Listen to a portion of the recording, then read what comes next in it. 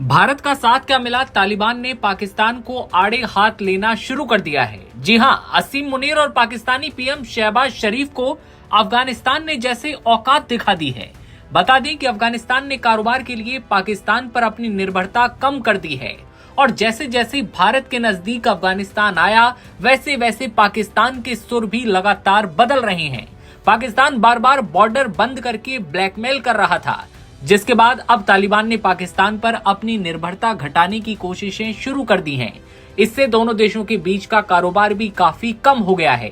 तोरखम और चमन जैसे बड़े बॉर्डर क्रॉसिंग, जहां से पहले अफगानिस्तान के आधिकारिक कारोबार का करीब 40% कारोबार होता था, वो 2024 के आखिर से 2025 में इस साल ज्यादातर समय बंद रहे हैं।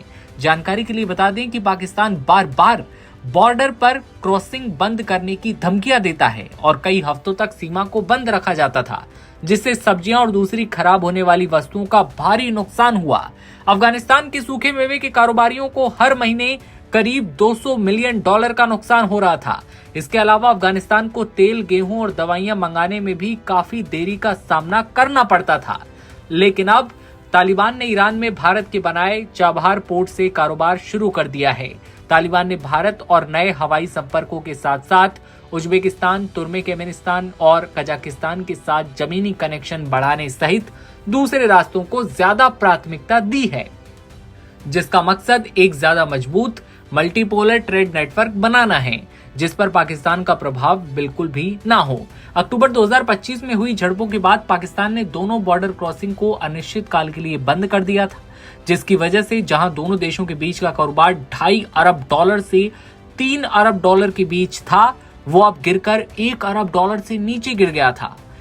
अफगान कृषि उत्पादों के दाम पाकिस्तान में काफी ज्यादा बढ़ गए हैं। एक्सपर्ट्स का मानना है कि बॉर्डर बंद कर पाकिस्तान की दबाव बनाने की नीति नाकाम हुई और इससे उसने अफगानिस्तान पर अपनी आर्थिक पकड़ को काफी कमजोर कर लिया है।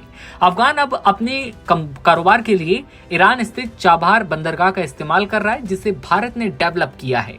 2018 से संचालित ये पोर्ट अफगानिस्तान को पाकिस्तान को दरकिनार करते हुए सीधे भारतीय बाजार तक पहुंच देता है और 2022 के बाद से यहां से 1.5 मिलियन टन भारतीय गेहूं और दालें अफगानिस्तान भी भेजी जा चुकी हैं। यानी कि माल उधर से भी आ रहा है और भारत की तरफ से भी अफगानिस्तान के अंदर पहुंच रहा है, जबकि अफगान अनार और किशमिश अब भारतीय शहरों तक कुछ ही दिनों में पहुंचने लगे हैं। नवंबर 2025 जब भारतीय यात्रा के दौरान अफगान अधिकारियों ने वीजा में आसानी, हवाई कारोबार शुल्क को कम करने और नई कार्गो उड़ानों पर समझौते आगे बढ़ाए। दूसरी तरफ उत्तरी मार्ग जैसे उज्बेकिस्तान, तुर्कमेनिस्तान और कजाकिस्तान के जरिए भी अब अफगानिस्तान कारोबार में तेजी ला रहा है। हैरातन रेल टर्मिनल और तेरमेज ब्रिज के रास्ते अफगानिस्तान का उज्बेकिस्तान के साथ व्यापार $1.1 बिलियन तक पहुंच चुका है और 2025 में $2 बिलियन के कारोबार का लक्ष्य रखा गया था, जो कि अब आने वाले दिनों में पता लगेगा कि ये कारोबार कितना हुआ। लेकिन साफ तौर पर पाकिस्तान को उसकी औकात दिखाते हुए अफगानिस्तान ने बता दिया है कि अगर अब पाकिस्तान नहीं सुधरता, अपनी हरकतों से बाज नहीं आता, तो अफगानिस्तान उसे धूल चटा सकता है। इस खबर पर आपकी क्या राय है, कमेंट सेक्शन में बताइए और देखते रहिए नवभारत टाइम्स।